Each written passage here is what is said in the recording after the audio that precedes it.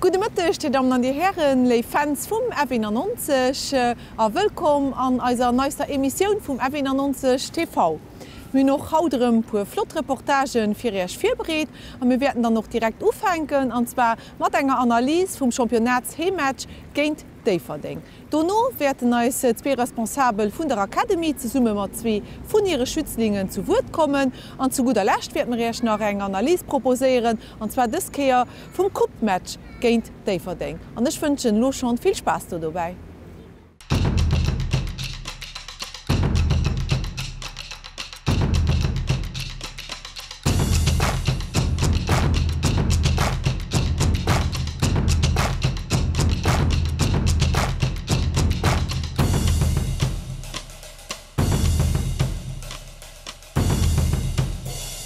Im Championatsmatch gegen Deverding war die Situation ja so, dass wir 4 waren. Und das wären wir natürlich auch gerne geblieben. Leider haben wir aber den Match durch ein Goal an der Nachspielzeit verloren. Trotzdem war es ein Top-Match von der Saison, weil die bis dahin 2 stärksten Equipen oben getroffen sind. An der Pause konnten als Spektateuren auch als Kleinste als Bambinien an Aktion erleben. Die haben nämlich schon gute Werte an der großen Kulisse profitiert, für ein kleines Match gegen den großen Terrain zu spielen. Das weisen wir natürlich auch zusammen mit einer Analyse vom Match.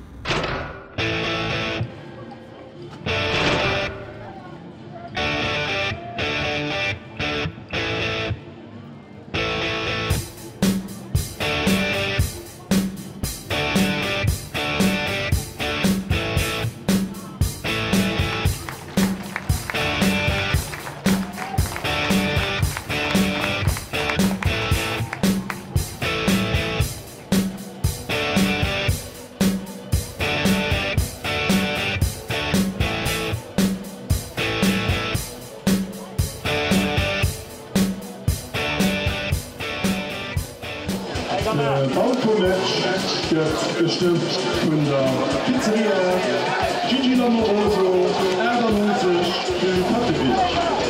Den F91 geht dem Gigi vielmals merci für diesen sympathischen Gast. Nun noch aus der Pizzeria, den Gigi, Martins Jungen, den Luigi und den Valentino, und persönlich begrüßen für den Umfang den Durchstoß zum Match haut mitten zu merken. Merci, Gigi!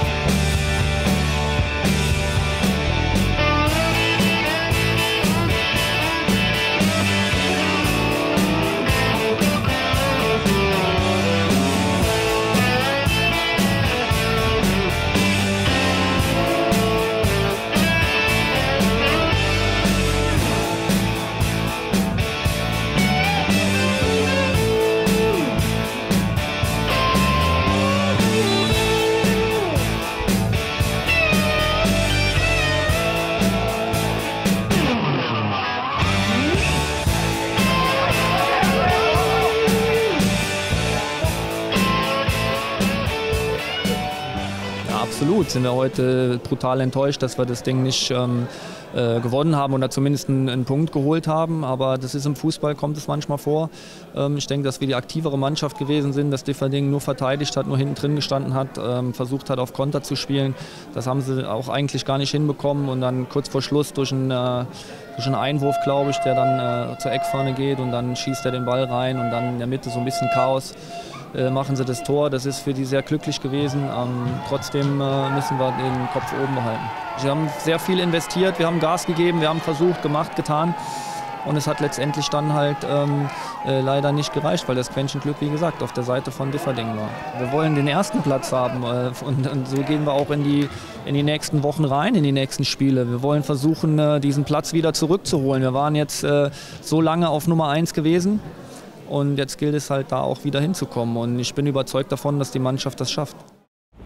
Als Centre de Formation, den haben wir schon an unserer ersten Emission vorgestellt. Wir wissen Alderhai. Dat werden lo als zwei Responsabel davon der Ronny Bonvini und den Alvaro da Cruz zusammen mit zwei von unseren Spielern, dem Enzo Esposito und dem Malmir Klitschei, können erzählen, der wird doch mehr gewogen gehen über ihr persönliche Ziele und natürlich die von ihrer Equipe.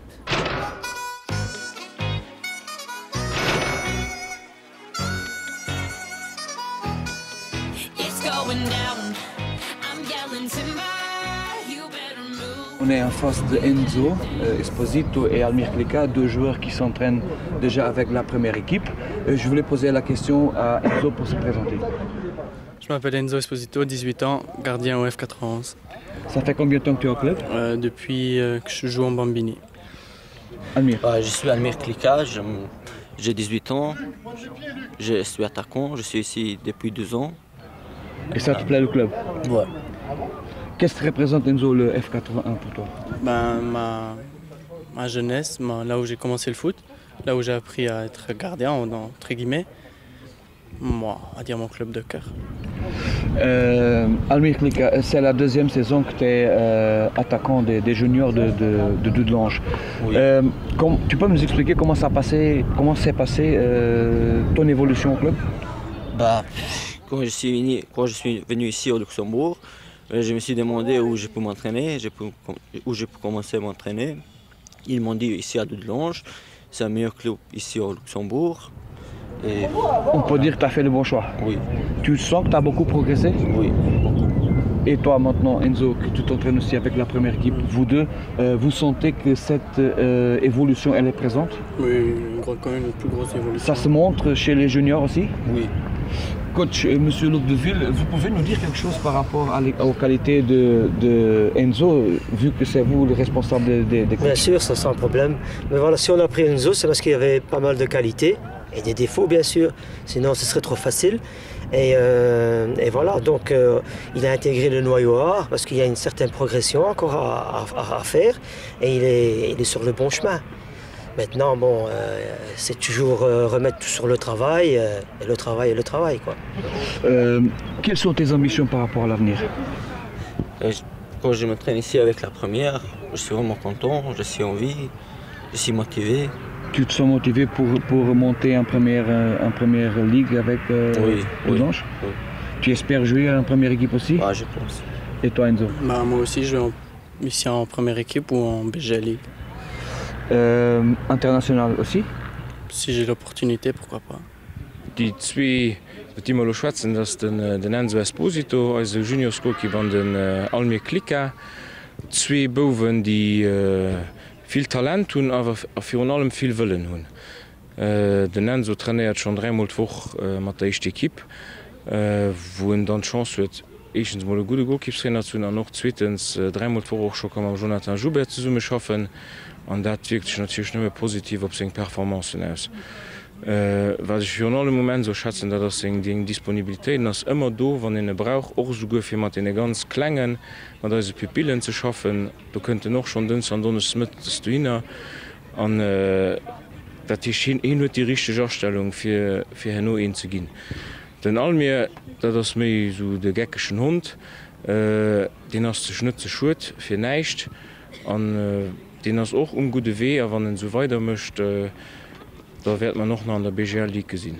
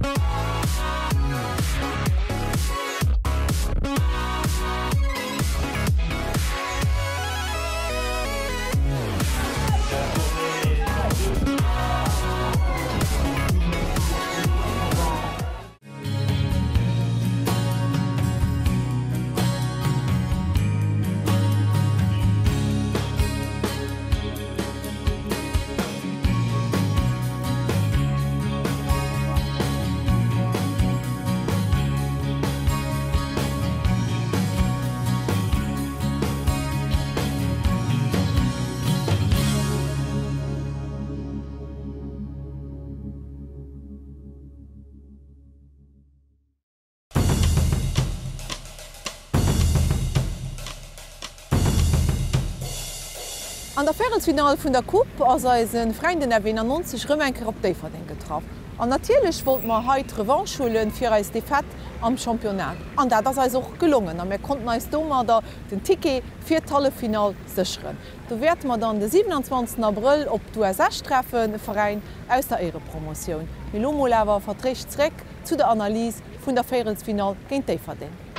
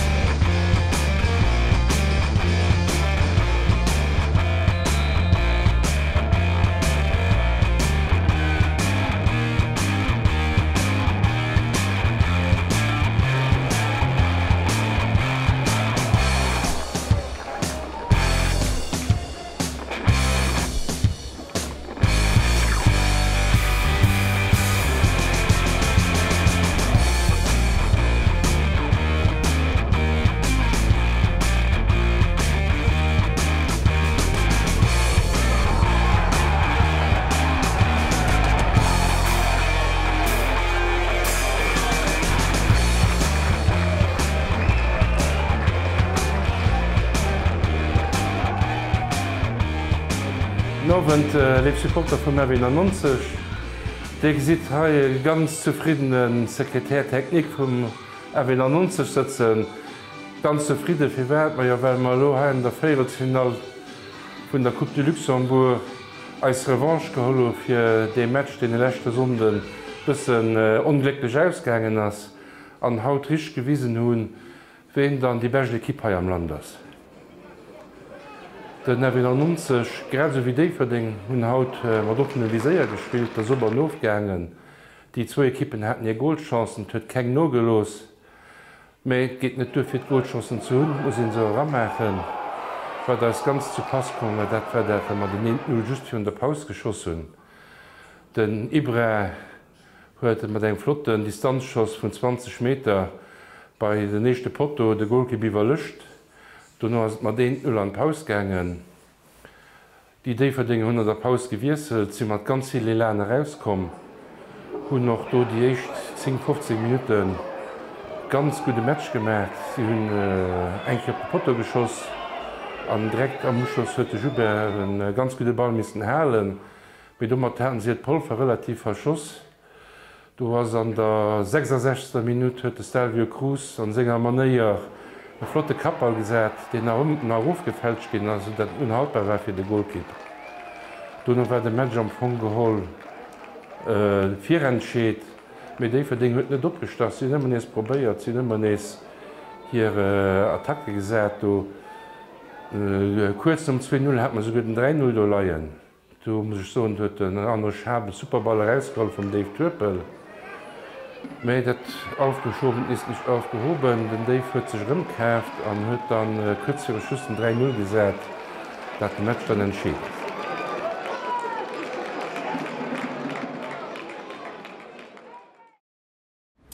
Voilà, die Damen und die Herren, die Fans vum Erwin 90, wir wären dummer schon Schluss vun eiser Emission ukom. Ich hoffe, net huet Dich gefallen, mir konnten ech pu Flotinformationen iwwer deise Freien den Erwin 90 mat op de Weg gin. E nächste Rendevous ze summen hummer de 25. Mai, bis du innnerzeckt also wannnech lief net als déi Themen mat ze deelen, die Äsch Herz leien, fir dat mat déi an enger vun eise nächsten Sendungen kënnen behandeln. Bis dahin wünschen ich am Numm vun der Responsable vum Club, all eisen Trainer an eise Spieler nach pu Flotmomenter ze summen op de Matscher vun eise Erwin 90. Merci, dat no geguckt huet bis de 25. Mai, vive den Erwin 90 Stiedling.